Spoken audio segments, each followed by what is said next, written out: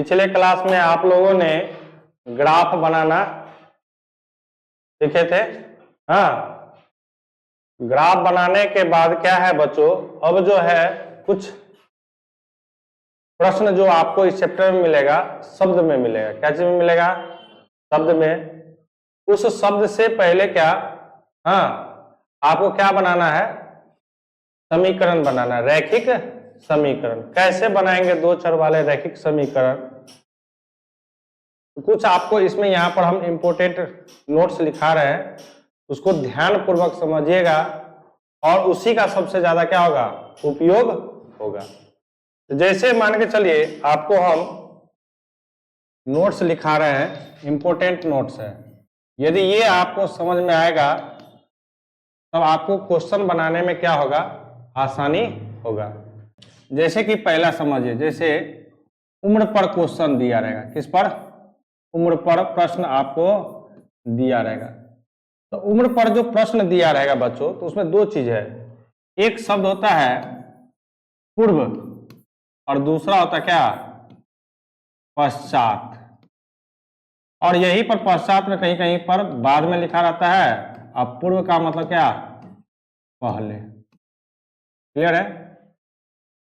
यानी ये जो तुलना किया जाता है, ये हमेशा वर्तमान उम्र से तुलना किया जाता है। वर्तमान उम्र बोलिए इससे, जैसे आज से 5 वर्ष पहले, आज जितना मेरा है उसमें से हम 5 करके क्या क्या करेंगे? घटाएंगे। कहेगा कि आज से 5 वर्ष बाद या पश्चात, तो बाद में क्या करेंगे हम? अभी मेरा जैसे 30 है तो 5 साल बाद क्या होगा? 35। और आज 30 है तो 5 साल पहले क्या होगा? 25। यानी पूर्व में क्या करना है? घटाना है और बाद में क्या करना है? आपको जोड़ना है। लेकिन जोड़ना है क्या? कि दोनों के उम्र में, हाँ, दोनों के उम्र में से घटाना भी है या दोनों के उम्र में जोड़ना पड़ेगा। पहला क्लियर, एक पॉइंट। ठीक है, कि जैसे मान के चले, क्योंकि उम्र का जो तुलना होगा वो दो व्यक्ति के बीच में, ठीक है ना, तो दोनों में यदि पूर्व में बात करेगा तो दोनों में क्या करना है? घटाना है। अब बाद में यदि बात करेगा तो दोनों में क्या करना है? जोड़ना है। क्लियर हो गया ये एक पॉइंट। दूसरा होता है क्वेश्चन क्या बच्चों? भिन्न पर। क्या होता है? भिन्न पर। ठीक है ना, भिन्न पर प्रश्न रहता है। तो भिन्न पर जो प्रश्न रहता है, तो भिन्न में आखिरकार होता क्या है? तो भिन्न में क्या होता है? अंश और ठीक है ना, अंश और तो आपको इसमें जिसमें कहे जोड़ने के लिए या जिसमें कहे क्या करने के लिए? घटाने के लिए, उसी में से जोड़ना है या उसी में से, यहां पर दोनों में नहीं, यहां पर जिसमें से आपको बोले, जिसमें से, हाँ, बोले कि क्या करने के लिए? जोड़ने या क्या करने के लिए? घटाने के लिए। केवल उसी में क्रिया करना, उसी में क्रिया करना है। जैसे कोई बोलेगा कि एक भिन्न है जिसके अंश में 3 जोड़ देने पर, हाँ, भिन्न 5/7 हो जाता है। तो हमें भिन्न करना, अंश पता है ना, हर पता है, तो मान के चलिए अंश मानेंगे क्या? x और हर मानेंगे क्या? y। तो इसलिए भिन्न क्या हो जाएगा? x बटा। अब हमको कहता क्या? यदि किसी भिन्न के अंश में 3 जोड़ने पर, तो अंश में ना कहता 3 जोड़ने के लिए, तो x + 3 y, हर में नहीं ना कहता कुछ करने के लिए, तो अंश में आपको यदि कहे जोड़ने के लिए, अंश में जोड़ दिए, हाँ, वो भिन्न 2/5 के बराबर हो जाता है, तो 2/5 लिख देंगे। अब यहां से क्रॉस मल्टीप्लीकेशन करके क्या करेंगे? रैखिक समीकरण बना लेंगे। 2 टाइप में क्वेश्चन आपको आया। तीसरा जो इसमें टाइप है बच्चों, वो है संख्या पर प्रश्न। ये सब जब तक आपको नहीं आएगा, हम लिख के देते हैं कि आपको क्वेश्चन नहीं बनेगा इस अध्याय का। जो थोड़ा मोड़ा क्वेश्चन दिया था कि प्रतिच्छेदी जांच करने के लिए, वो सब आप लोग को जांच लिए। प्रतिच्छेदी समानता समाप्ति था ना, तीनों जांचने के लिए, वो आपने क्या किया, जांच लिया। अब सीधे आपको प्रश्न नहीं दिया रहेगा हाँ कि 2x + 3y = 5, 3x - 6y = 9, ऐसे क्वेश्चन आपको शब्द में दिया रहेगा और शब्द से आपको क्या करना है, क्वेश्चन को बनाना है। तो ये नोट्स आपको बहुत ही इंपॉर्टेंट है। जब तक ये नोट्स क्लियर नहीं होगा, शब्द पर पकड़ नहीं आएगी आपकी, तब तक आप क्वेश्चन को नहीं बना सकते हैं। अब संख्या पर प्रश्न रहता है, जैसे 2 अंकों वाली, कितने अंकों वाली, इसमें आपको मैक्सिमम पूछा जाता है क्या, 2 अंकों वाली, क्या 2 अंकों वाली संख्या। तो 2 अंकों वाली संख्या में मान के चलो 2 अंकों वाली, जैसे 23 है ना। तो ये जो 23 है, तो ये क्या है आपका इकाई, और ये क्या है दहाई। तो क्या इकाई और दहाई को जोड़ देंगे तो 2 अंकों की संख्या प्राप्त हो जाएगी। हमको 23 लाना था, क्या करें, 2 और 3 को जोड़ दें, तो फिर क्या करें, समझिएगा। तो इसके लिए आपको हमेशा एक चीज ध्यान रखना है कि दहाई का जो अंक होता है ना बच्चों, ये हमेशा 10 का गुणज होता है। यदि 23 लाना है तो 23 के लिए क्या 2 × 10 प्लस क्या करना पड़ेगा, तभी जाकर के 23 बनेगा।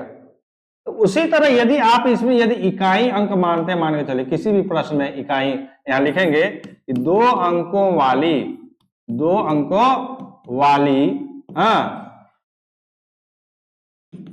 संख्या का क्या इकाई अंक x, तो दहाई अंक यदि हम माने तो दहाई अंक कितना मान ले हम लोग y, तो इसलिए यहां से संख्या क्या बनेगा, तो दहाई ने 10 का गुणज होता है, तो दहाई हमने कितना माना, हाँ, यहां से 10 × y प्लस कितना x, ये आपको समझना पड़ेगा। इस टाइप का यदि आप जब तक नहीं समझिएगा तब तक क्वेश्चन नहीं बनेगा, सीधा बात समझ लीजिए। हाँ, यदि सीधे इकाई और दहाई को जोड़ने से थोड़ी संख्या बन गया, ये तो एक ही वाला संख्या बन गया, ये इकाई है, ये क्या है आपका इकाई और दहाई को जोड़ देंगे तो क्या बन जाएगा, 2 अंकों वाली संख्या बन जाएगा, बताइए ना, नहीं बनेगा। मान के चलिए आपको 78 लाना है, 78 क्या करेगा, 7 + 8 को कर दे तो 15 आ गया, 78 कहाँ आया, लेकिन 78 को यही थोड़ा सा आपको 7 × 10 प्लस कर दे, क्या 78 पूरेगा कि नहीं पूरेगा। यानी दहाई वाला जो अंक होता है वो हमेशा किसका गुणज होता है, 10 का। अब इसी में कहेगा कि संख्या को पलटने पर, क्या कहेगा, हाँ क्वेश्चन दिया गया आप लोगों में, संख्या को पलटने पर प्राप्त संख्या क्या बनेगा, तो संख्या का पलट दीजिए, पलटेगा तो क्या बन जाएगा, संख्या मेरा बन जाएगा क्या 10x + क्या y, सॉरी संख्या नहीं, यहां पर अंकों को पलटने पर प्राप्त संख्या क्या बनेगा, अंक का पलट दिए। अंक का पलटने का मतलब क्या है, इकाई के जगह पर दहाई या दहाई के जगह पर, ये हो गया क्लियर। अगला होता है चौथा जो प्रकार आपको पूछा गया है क्वेश्चन, जो वो जो है वो वस्तु और उसके क्या मूल्य पर, वस्तु और उसके मूल्य पर। अब कहिएगा सर कैसे, तो बाबू एक पेन जाते हैं आप लेने के लिए तो 5 रुपया लगता है, तो 10 गो पेन लिए तो क्या हो गया, 50 रुपया हो गया। तो मतलब क्या कि एक पेन का मूल्य और उसकी संख्या आपस में क्या है, देखिए ना, एक का कितना 5, तो हमको कितना चाहिए 10 ना, इसको क्या करेंगे 50 कैसे आया, तो हम क्या किए इस 5 को इस 10 के साथ क्या किए, ये जो ये है मूल्य, ये आपका क्या है संख्या ना, कि 10 को पेन लेना है, समझ रहे हैं ना, समझ रहे हैं ना। तो इसमें जो आप मान के चलिए तब क्या होगा कि मूल्य और उसकी संख्या क्या रहता है,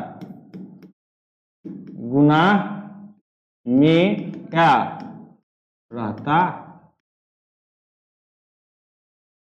में, मूल्य और उसकी संख्या क्या रहता है आपस में, गुना में रहता है। जैसे कहेगा कि 2 केजी टमाटर लिए, 3 केजी प्याज ले लिए, दोनों मिला करके हमको 50 रुपया लगा, इसी प्रकार का 2 समीकरण दिया रहेगा। तो हम कैसे मानेंगे, तो हमारे पास ना टमाटर का मूल्य दिया कि कैसे लेना है और ना ही प्याज का, तो हम मान लेंगे क्या कि माना कि प्याज का मूल्य कितना x रुपया तथा टमाटर का मूल्य कितना y रुपया। तो हमको क्या कहता है कि 2 केजी टमाटर लेने के 2 केजी प्याज लेने के लिए, तो क्या लिखेंगे यहां पर प्रश्नानुसार क्या लिखेंगे, बोलिए 2 केजी प्याज, 2 जो है उसकी क्या मात्रा है, x क्या है उसका रेट है, दर है। तो अभी क्या बताए कि मूल्य यानी दर और उसकी जो संख्या रहता है आपस में क्या रहता है, 2 केजी ने लिया तो 2x लगा होगा, 3 केजी लिया तो 3y लगा होगा, दोनों को मिला करके उसको कितना लगा। इस प्रकार से आपको प्रश्न दिया गया है, ले रहे ना। इस प्रकार से आपको क्या करना पड़ेगा, बनाना पड़ेगा। एक ये हो गया उम्र वाला हो गया, कै प्रकार का हो गया टोटल बच्चों, कौन कौन सा हो गया, उम्र हो गया, उसके बाद भिन्न वाला हो गया, फिर दहाई का संख्या 2 अंकों वाली संख्या में हो गया, तीसरा क्या है वस्तु और उसके मूल्य पर। ठीक है, एक और इसमें क्वेश्चन होता है,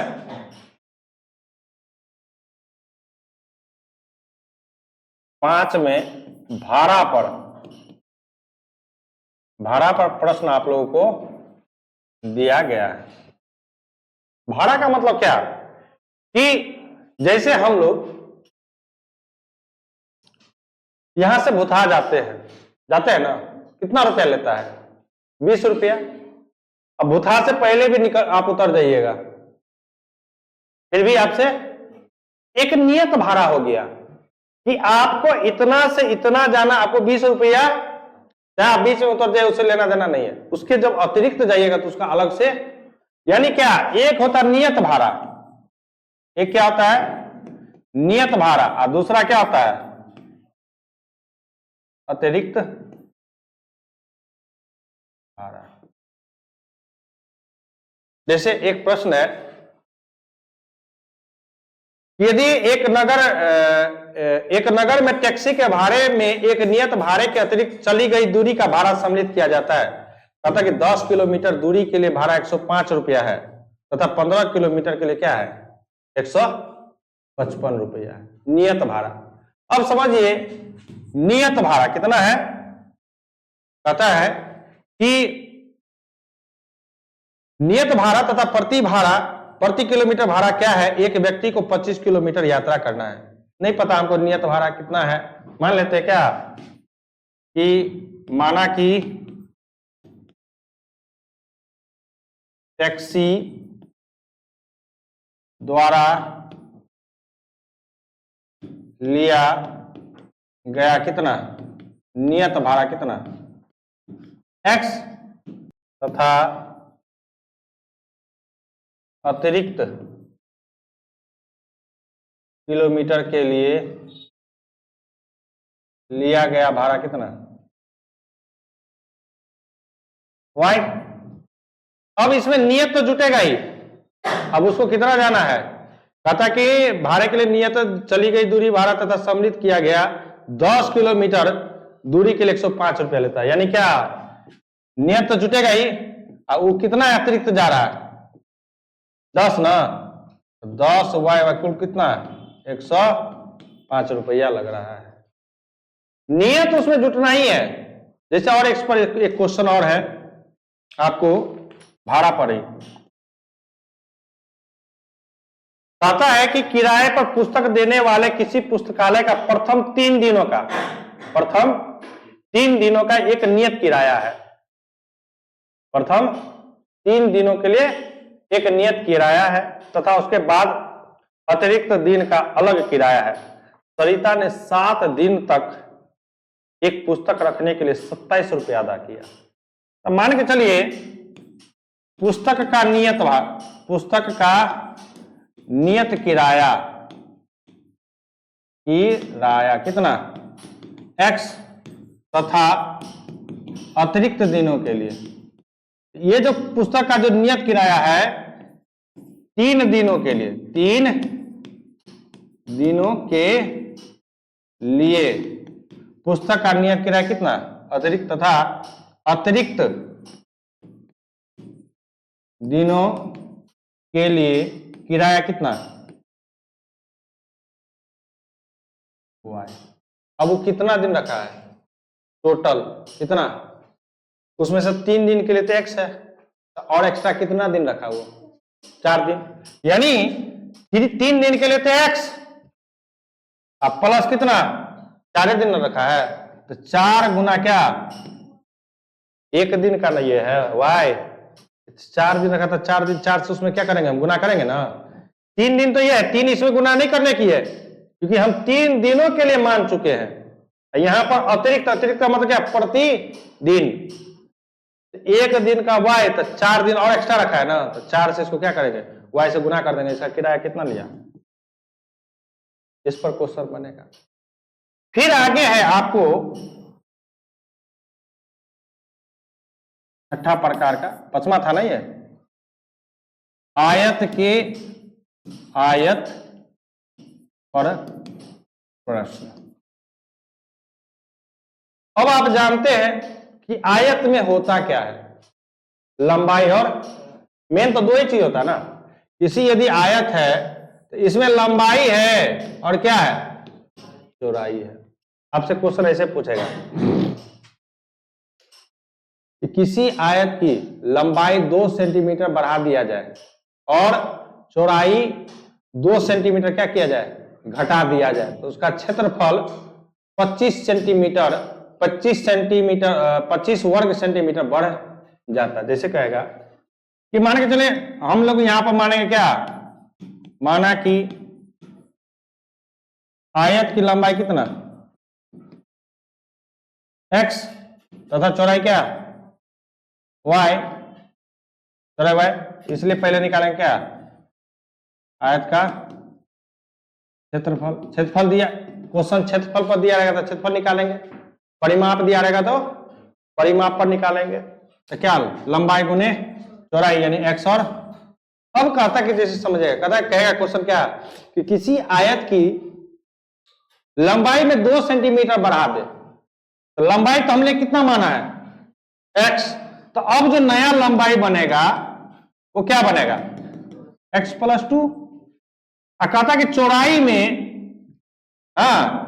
कि 2 सेंटीमीटर 3 सेंटीमीटर घटा दिया जाए, तो जिसमें से हमको कहेगा घटाने के लिए उसी में से ना घटाएंगे, तो कहता कि जब नया जो बना तब जो इसका क्षेत्रफल निकलेगा वो पहलुका क्षेत्रफल से क्या 25 वर्ग सेंटीमीटर कम होगा, मान के चलिए। तो कोई बात नहीं, तो हमारा पहले का क्षेत्र यदि इन दोनों से क्षेत्रफल निकालेंगे तो क्या लिखेंगे x + 2 गुना क्या y माइनस, क्योंकि लंबाई गुने, तो पहले क्षेत्रफल कितना था xy, अब उससे क्या हो गया कहता कि 25 सेंटीमीटर कम हो गया, 25 वर्ग सेंटीमीटर कम हो गया, तो 25 घटा देंगे। इस प्रकार से भी आपको क्वेश्चन पूछा जाएगा, ठीक है। यदि यहां परिमाप का था तो परिमाप पर लेते, क्षेत्रफल दिया तो क्षेत्रफल पर। एक क्वेश्चन आपको और पूछेगा पूरक कोण पर, पूरक कोण पर। पूरक कोण तो समझते हैं कि दो कोणों का योग कितना होना चाहिए, 90 डिग्री के बराबर होना चाहिए। तो पूरक कोण पर जैसे 90 डिग्री के बराबर होना चाहिए, मान के चलिए कि यदि हम x मान लिए, माना कि पूरक कोण का पहला कोण कितना x, तो दूसरा कोण कितना हो जाएगा, दूसरा कोण मान लेते कितना y। तो यहां से दोनों का फॉर्मूला क्या बनेगा, x प्लस वाई, क्योंकि जानते हैं लंब पूरक है तो कितना बनेगा 90 डिग्री बनेगा ना। अब इसी में कहेगा किसी में कम कर दे, हाँ कि पहला कोण में 30 डिग्री कम कर दे, दूसरा में 40 डिग्री बढ़ा दे, तो x और y मतलब क्या, तब इसका पूरा कोण की मान ज्ञात करे। तो इस पर भी आपको क्या करना है, क्वेश्चन बनाना, इस पर भी क्वेश्चन दिया गया है, ठीक है ना। तो ये हुआ कुछ क्वेश्चन जो इंपोर्टेंट आपको क्या करना है, नोट ध्यान में रखना है, तभी जाकर के ये आपको प्रश्न बनेगा, अन्यथा नहीं बनेगा। जैसे एक दो क्वेश्चन हम आप लोगों को आज हम एक्सरसाइज का आपका चालू करते हैं, तो आप थोड़ा सा समझिएगा। पहला क्वेश्चन अभी बना रहे एनसीईआरटी का, ठीक है ना। पहला क्वेश्चन समझिएगा बच्चों, क्या कह रहा है, कहता है कि आफ्ताब अपनी पुत्री से कहता है, आफ्ताब क्या कहता है अपनी पुत्री से। तो क्या बताए थे कि उम्र का जहां भी बात होगा तो वहां पर दो व्यक्ति के बीच में होगा, तो एगो आफ्ताब है, दूसरा उसकी क्या है, पुत्री है। कहता कि 7 वर्ष पूर्व मैं तुमसे 7 गुनी आयु का था। उसका पिता कहता है अपने पुत्री से, हाँ, कि आज से 7 वर्ष पहले हम तुम्हारा क्या थे, 7 गुना थे। कोई बात नहीं, मानेंगे यहां पर, माना कि आफ्ताब का वर्तमान उम्र, हमेशा क्या मानना है, हाँ तो ये लिखना है, माना कि आफ्ताब का वर्तमान उम्र बराबर कितना x वर्ष तथा उसकी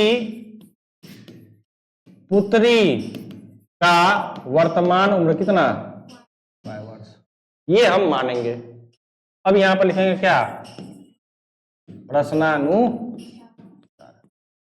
अब क्या कहता है कि आफ्ताब अपनी पुत्री से कहता 7 वर्ष पूर्व, ये आफ्ताब है और ये क्या है, पुत्री है। तो पूर्व में क्या बोले आप लोगों को कि दोनों में घटाना है, इसमें से भी घटाइए और इसमें से भी, दोनों में से घटा दिए, जितना कहता है 7 कहता था 7 वर्ष घटाएंगे। 7 गुनी का था, कौन गुनी का था, किसका गुना था, आफ्ताब, ये क्या आपका आफ्ताब है, ये क्या है, तो पुत्री का ये क्या था, तो किसमें 7 से गुना करेंगे, नहीं, पुत्री का ना है 7 गुना, तो पुत्री में हम क्या करेंगे 7 से गुना करेंगे, अब बीच में दे देंगे क्या, अब होगा दोनों का बराबर, तब इसमें तो ये तो ये जो 7 यदि इसमें गुना कर देता तो इसमें और 7 से 49 गुना ज्यादा ना हो गया, ये दोनों बराबर कब होगा, जब जिसका गुना रहेगा, पुत्री का 7 गुनी है ना, तो पुत्री में हम 7 से क्या करेंगे गुना करेगा, तब यहां से हम क्या करेंगे, इसको सोल्व करेंगे। तो सोल्व कीजिए तो x - 7 बराबर कितना 7y - 7 49, x माइनस y वाला किधर ले आइए, माइनस कितना 7y, इधर बच गया क्या -49, माइनस है तो उधर +7, x - 7y बराबर कितना -42। समीकरण अभी आधा ही क्वेश्चन बना है, चलिए आधा में और फिर क्या करा इसका, फिर कहता है कि अब से 3 वर्ष बाद, अब से बाद x, इसमें भी 3 करेंगे और इधर भी 3 कर दे। कहता कि अब से 3 वर्ष बाद मैं तुमसे मतलब पुत्री से कहता है कि केवल 3 गुनी का रह जाऊंगा, तो फिर पुत्री का ना 3 गुनी का रह जाएगा, तो फिर पुत्री में हम लोग क्या करेंगे 3 से x प्लस, यहां लिख देंगे क्या, पुनः प्रश्नानुसार अनुसार x प्लस 3y क्या 3y प्लस 3 y वाला को x माइनस 3y बराबर क्या 9 प्लस है तो उधर -3 x माइनस 3y कितना समीकरण। इस प्रकार से बच्चों आपको शब्द से क्या करना पड़ेगा, दो चर वाले रैखिक समीकरण क्या करना पड़ेगा, ज्ञात करना पड़ेगा, तब जाकर के इसको क्या करना पड़ेगा, सोल्व करना पड़ेगा। तो अभी सोल्व करने के लिए आप लोगों को नहीं बता रहे, सोल्व करने के लिए तरीका है, उसमें 4-5 विधि है, 5 विधि से आप लोगों को क्या किया जाएगा, बताया जाएगा। तो सबसे पहला काम है क्या, हमको दो चर वाला रैखिक समीकरण बनाना आना चाहिए, तभी ना आप सोल्व कीजिएगा। क्योंकि डायरेक्ट अब आपको क्वेश्चन नहीं देगा कि हमको ये दे दिया और सीधे इसका क्या कीजिए, सोल्व कीजिए, एक्स और वाई का मान निकालिए। क्लियर है, कोई डाउट है इसमें, कहीं पर बन जाएगा ना। इसको आप लोग क्या कीजिएगा, बना करके आइएगा कहां तक, 3.4 के पूरा बना करके आइएगा, ठीक है, जहां तक बने वहां तक आप लोग क्या कीजिए। एक इसमें और है, चलिए वो सब क्वेश्चन जो है क्वेश्चन बनाते टाइम में ही आप लोगों को बना दिया जाएगा, बता दिया जाएगा। लेकिन आप लोग को जहां तक बने एक्सरसाइज 3 में केवल आप लोग क्या करना है, समीकरण को बना करके लाना है। इसमें अभी और है, एक चाल वाला नहीं बताए हैं, अगले क्लास में चाल वाला भी बताएंगे। अनुकूल धारा की दिशा में अनुकूल कैसे होता है, प्रतिकूल दिशा क्या होता है, काम करने वाला क्या होता है, तो ये सब 2-3 पॉइंट और बचा हुआ है इसमें। लेकिन आप लोग क्या कीजिएगा, ज्यादा नहीं तो 3.4 का जितना क्वेश्चन है शब्द वाला, वो आप लोग क्या कीजिएगा, एनसीईआरटी से बना करके आइएगा। और भारतीय भवन देखे, इसमें भारतीय भवन में बच्चों A76 page number A76 A77, इसमें टोटल क्वेश्चन है 18 को, टोटल इसी में सम्मिलित कर दिया गया है। उसमें अलग अलग चैप्टर बना करके दिया गया है, इसमें से भी आप लोगों को क्या करना है, बना करके लाना है।